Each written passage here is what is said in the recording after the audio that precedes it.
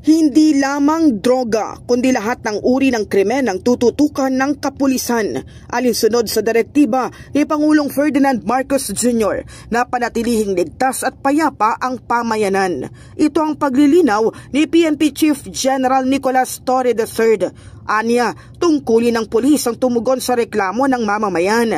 Natural lang din umano ang pag-aresto kung may reklamo o naargabyadong lumalapit sa pulis.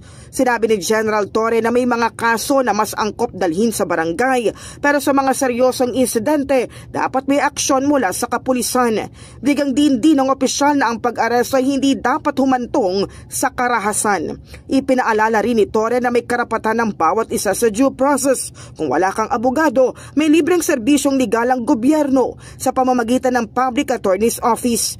Hinikayat din niya ang publiko na magsumbong kung may pulis na inaabuso ang kapangyarihan. Nariyan umano ang Internal Affairs Service, People's Law Enforcement Board, NAPOLCOM, DILG, Ombudsman at maging ang media para tumulong sa mga biktima.